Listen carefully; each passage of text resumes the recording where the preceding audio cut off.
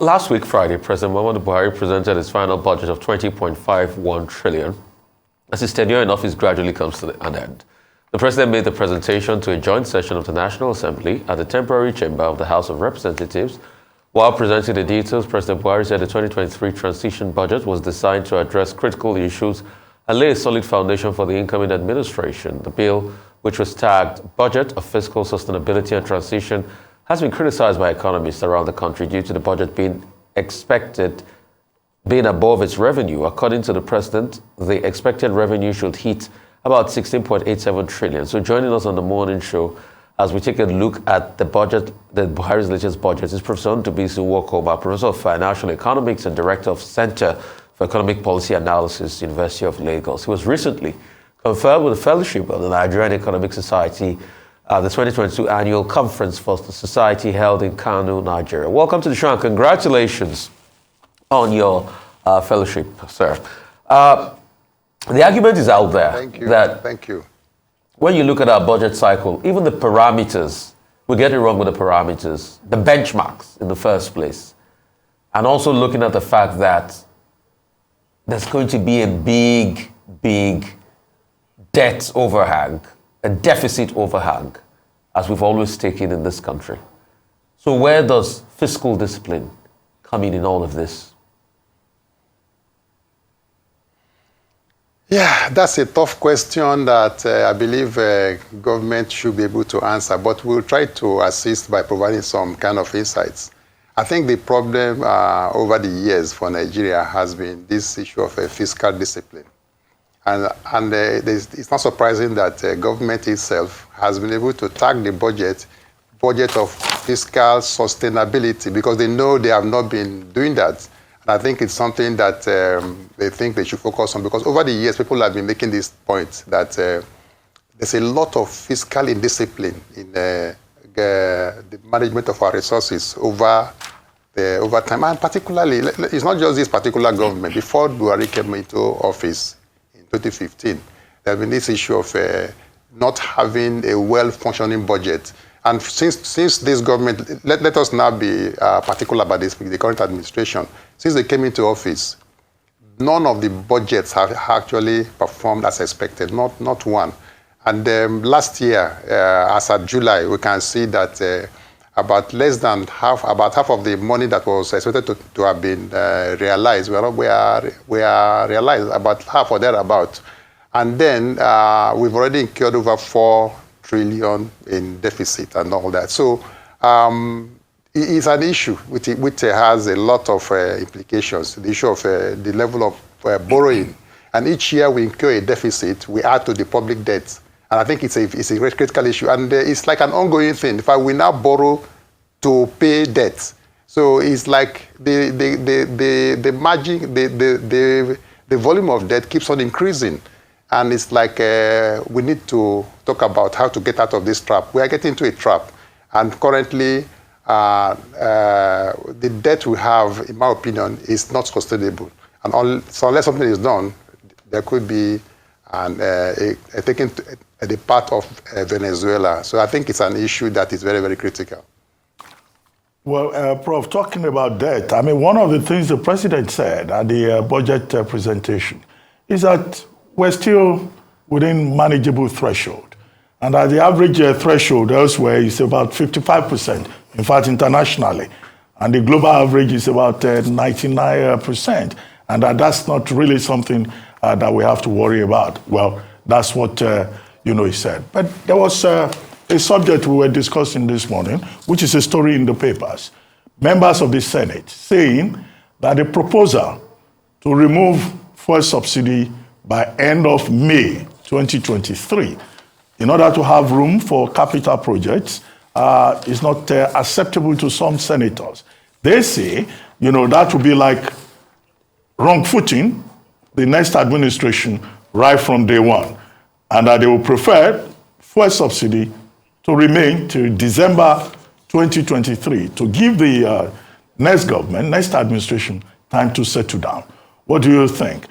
Considering the fact that the Minister of Finance had pointed out that if we don't remove that fuel subsidy within the first half of the year, in fact, there will be nothing for capital projects. Yeah, thank you. There are two issues that were raised here. Number one is the issue of the debt, just like you mentioned, what the president said. I think that can be interrogated. There are two critical variables there.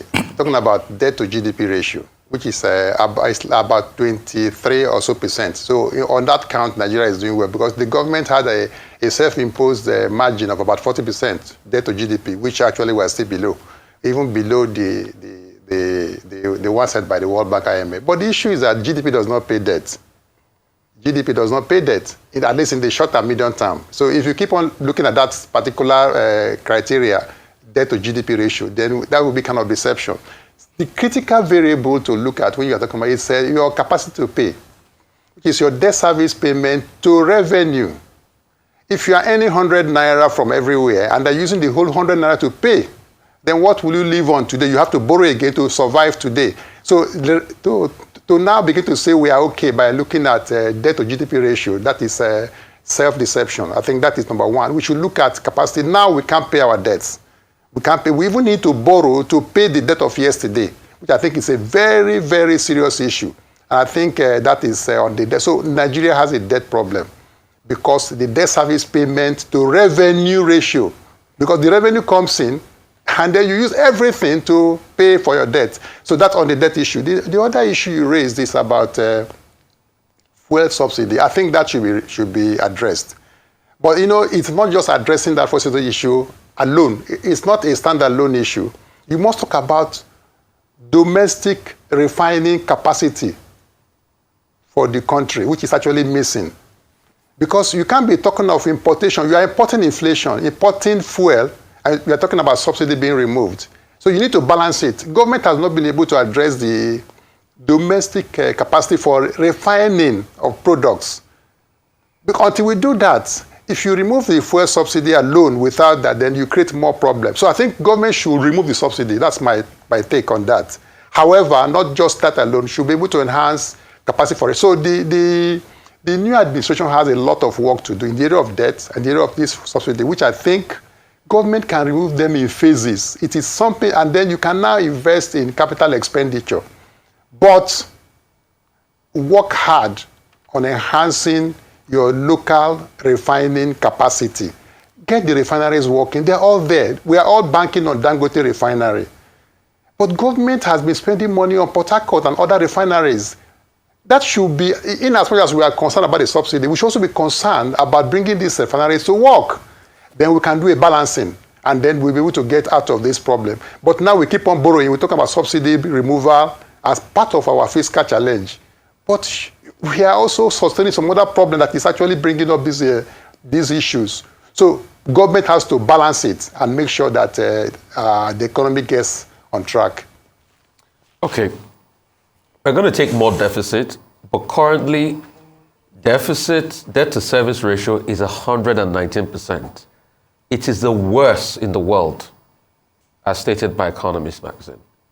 I mean, what's the sense in this? I'm going to have another deficit when debt to service ratio is 119%, the worst in the world. What kind of economics is going on here? I also have to ask that question too. What kind of economics are we actually putting in practice in the country? Because definitely it doesn't make sense. And I think the critical area that government needs to look at, which they have been talking about, they have not been able to act on it, is the area of cutting the cost of governance.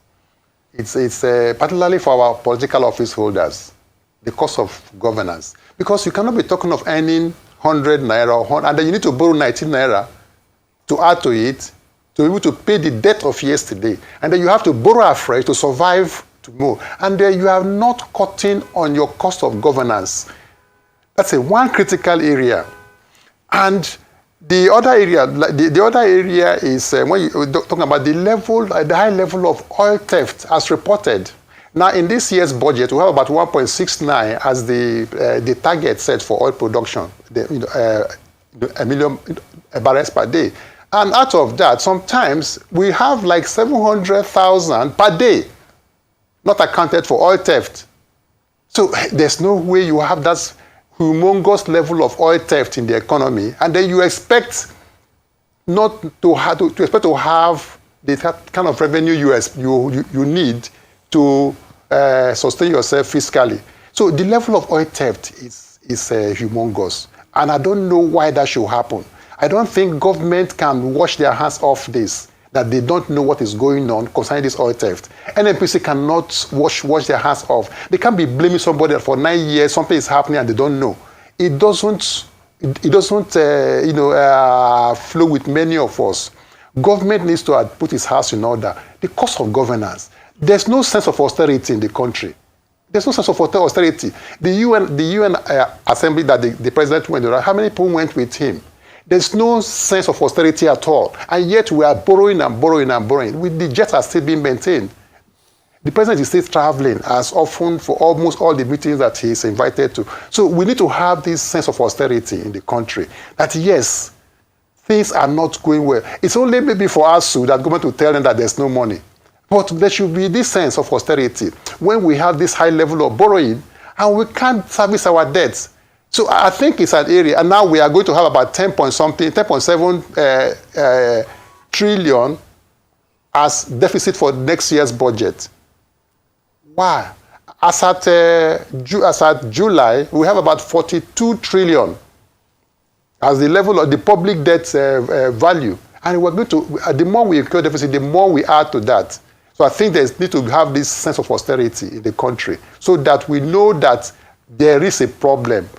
We need to have the issue of fiscal sustainability, which is basically the thing for next year's budget. But it is not there among political office holders, and that should be. Okay, Prof, you've already made a number of recommendations about having a sense of austerity, about dealing with crude oil theft.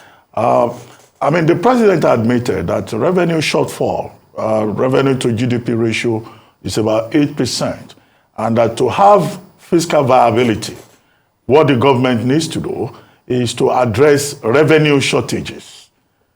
And to increase it, it says the plan in this proposal is to increase revenue to GDP ratio to about 15%, if I remember correctly. If you were to advise the government further, what will you ask them to do? How should they, address that revenue shortfall beyond overtaxing innocent Nigerians? Yeah, okay. I think that there's plenty of room for more taxation, but not for those already paying taxes. There are many people who are not within the tax bracket. You have the informal sector. You have all these people with private jets. How much tax do they pay? Do they pay their fair share of tax? In Africa, Nigeria has among the lowest tax to GDP ratio. It's about 8% or thereabout. If you look at other countries, 15, 20% in some other countries in Africa. So if you look at that, there is room for expansion of revenue, taxation, but not taxing those already paying. Because those people who are already paying are already crying. But there are many people who are not paying. So that is the job of FIROS and maybe customs. Those who are not paying their fair share. We need to jack up the tax to GDP ratio by getting the very rich pay their fair share of tax. I think that is the gap. Then the large informal sector being able to pay, and then deploying technology for proper accountability. Because if you don't deploy technology, you find that monies are collected and they end up in private pockets. I think there's room for that. Government can exploit those areas. The very rich, the ultra-rich, who need to pay as much as they deserve to pay. And then the informal sector, and then deploying technology so that these monies will come. If that is done, it will rake in so much more money, and the revenue, to GDP ratio will increase significantly, but not, like I said, taxing more, tax those who are already paying, particularly the fixed income earners. I want to go back to the benchmarks. Let's look at the Forex benchmark, for instance. Pegged at in the 430s. I don't have the exact number. 435. 435. 435. To the dollar. Is it realistic with all the headwinds happening, taking into cognizance the parallel market, also taking into cognizance the fact that there's call for unification of our exchange rates? Also, I want you to interrogate the benchmark of 1.6 million barrels per day. Is that viable? Yeah, thank you very much. I think the parameters set for the budget, I have my own question marks on a number of them. Number one, like you mentioned, 435, how many persons can get dollar at 435? If you even want to pay school fees abroad, you have to, now the queue is even longer. Before, if you are going to transfer money abroad to pay school fees, to get at official rate, you discover that you have to wait now 6 weeks, sometimes now 10 weeks. Even traveling is not a problem. So how many persons can get dollar at 435? It's more artificial, maybe for government operations. So that is not realistic in my view. And because now, if you talk about the parallel market, it's about 700 naira to $1. It may even worsen than by next year, when we now have elections and people, I don't know, people spraying dollars or spraying dollars or so on, like we are told happened in the past. So that benchmark, in my opinion, is not realistic. There's need to merge all the rates in the foreign exchange markets.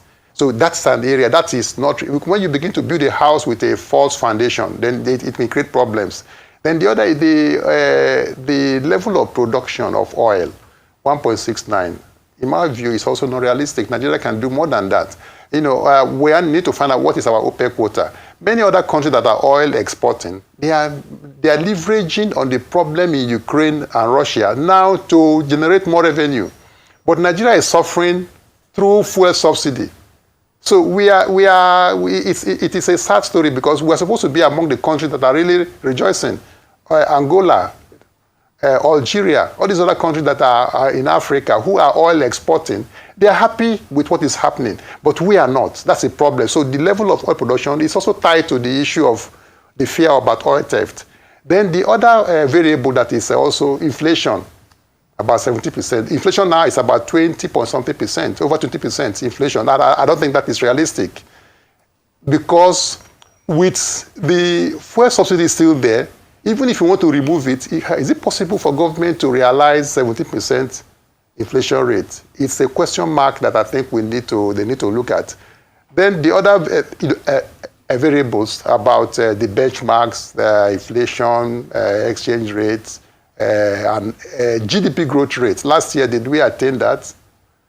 We didn't attain. The last second quarter of this year is about 3.5% GDP growth rate.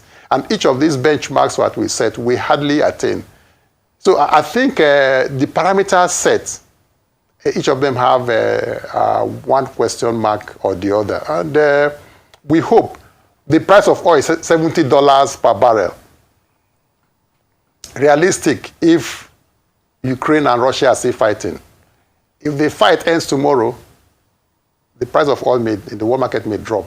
And so these are the issues. Were we able to anticipate all that? That next year is a long time, and a lot can happen between Russia and Ukraine. And before you know it, either one party wins or there's a settlement.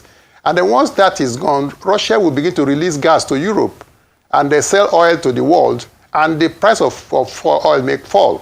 And these $70 per barrel we are putting could just be threatened. So there are so many factors which I hope we are factored in, being able to get these parameters, which we hope that they'll be able to fine-tune it with time as these things change with developments in the global economy. Okay, Prof. You talked about the projected growth rate. The president was talking about 3.75%. And, you know, in the past, when economists come on this program, they say, no, Nigeria should be looking at double-digit, you know, GDP growth rate. But can anybody even talk about any double-digit growth rate these days? However, in that same budget speech, the president talked at length about the achievements of his administration, particularly with the railway sector, investments that have been made there, particularly with what has been done with infrastructure. He provided a number of routes that this administration has built. And then subsequently, he talked about good governance and also the legal framework that the administration has put in place. That may well be on the political side, but what do you think of those achievements, particularly with regard to, you know, the details provided in that budget speech? Yeah, when we talk about achievements, yes, we can give some credit when it comes to infrastructure, at least, not totally, but at least some. And one thing I want to bring out is the issue of a second Niger bridge, which I think is like a broken record. It's like a recurring decimal. For about 15 years, I think that does not even speak well of us, of the political class, of the government itself, always talking about Lagos-Ibadan Expressway, second Niger bridge. It's just it's like a broken record.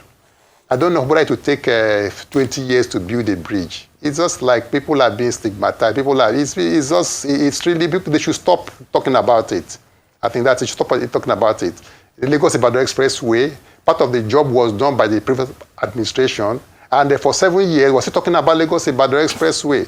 It is sad. So I think the achievements, we can interrogate them. The way we can talk about achievements critically is to talk about where we were in 2015 and where we are now. For all the indicators, I don't think the story will be good. Where were we when the news government came into office? For all indicators, I look at exchange rates. What was it? 197 or thereabout. It's now about 710. What was inflation then? It was single digit. Where are we now? We're over 20%. Talk about the employment, the rate of unemployment. What was it then? About 10% or thereabouts or lower. Then it's about 33% now, unemployment. How many people leave school and come out and get jobs? Why are we talking about the language now we hear is Jakba, I want to Jakba? Was that the narrative 7 years ago? Where every young man is talking about going to Canada, going to Europe, going to Dubai, going to Libya. So we need to take a look at the people, because governance is about the people, governance. How many people can travel? You want to go to Aba without praying, you have to pray and fast before you are sure that people will not will you. You want to travel to Abuja. So these are issues about the issue of security. How many farmers can actually go to their farm without fear that somebody will kidnap them, or that for women that they will be raped, or that they will be killed? So you look at the human factors. Governance is about the human condition, enhancing the human condition. So if we look at those indicators, yes, we can say there are areas that government has tried, but overall, we can see that the quality of life, in my opinion, has not improved. It hasn't. And it's not trying to indict anybody, but it's to look at the indicators as they appear. On every indicator, everybody is poorer. Because if you had your money in Naira, many people are now investing in dollar mutual funds so that they can be able to preserve their wealth. But it was not so before. Because everybody is getting poorer. For those on fixed income, incomes have not really changed. And inflation is growing. We have also an increasing rate for exchange rate. So everybody is getting poorer. So we can look at what the president said in context. Yes, they've made a few comments and so on, but I think we need to look at it globally. Right. Let's also look at next year real quickly. Olam recently said most of its rice fields were flooded. I think that's about 10 to 20% of our rice production locally. That means food inflation. 25%. 25% of our rice production locally. That means food inflation is staring at us in the face, as rice is a staple. Food inflation has always been a cardinal point of our inflation numbers. What can we do about this? Because it's happened already.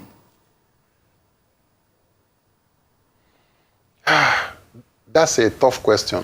And I think, like has been said earlier, I talk about food. The overly attention focused on livestock over the past 7 years, I think maybe could have been because the food we're talking about purely is on crop production. Crop production, rice, cassava, and all that. But this idea of livestock transformation, which is good, which does not contribute much to GDP, about 2% or thereabouts, where the bulk of the contribution of agriculture to GDP comes from crops. We've not been able to make our policy in that direction over the past 7 years. I think that's an area. And unless we address that issue of security, the issue of security is very critical. Security, in my opinion, is the major factor that is affecting agri production currently in Nigeria. Many people actually cannot, they are afraid of going to the farm. If we don't address that, it will be a problem. Coupled with the problem in Ukraine, this because of, wheat importation for things like bread and all that. That one is exogenous. It's outside our control, what is happening globally. But within us, we need to make sure we address the issue of security. And then government incentives, like it happened under when Dr. Adesina was the Minister of Agriculture, under Jonathan. He brought to our society, we had the cassava bread that was made under the administration. And these are areas, all that have been done them, how people can get their fertilizer without trying to cut off issue of corruption and all that in the system. We need to focus on appropriate policies. I'm not just talking about cattle. I think that's an area we need to focus on crop production. If government can change their policy direction towards crops, towards enhancing security, I believe strongly we are going to enhance crop production. And that will also affect the inflation rate for food. And that will also help to make people live some kind of, to lower the level of poverty that we find generally in the country. Many people cannot eat these days. People now do 001 or 010, or even decrease the quality of the 001 because if you don't have beef, you put momo and all that. So I think it's an area, we address the issue of policy direction towards crop production and then address the issue of security. I think that will help us as a country. Well, thank you very much, Prof. Thank you for joining us on the morning show.